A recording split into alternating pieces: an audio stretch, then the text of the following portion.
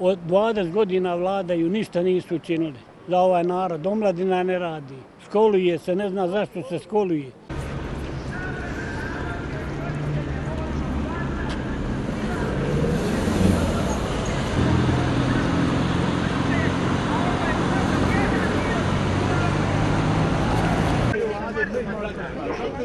Tražimo efikasan rad inspekcijskih organa. Njihove ciljane koje ne možemo prebrojati.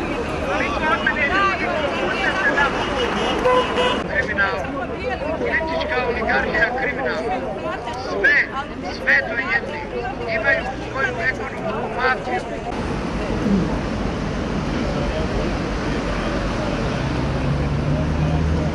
Uzeti žive podatke, policija i tužilac treba uzeti.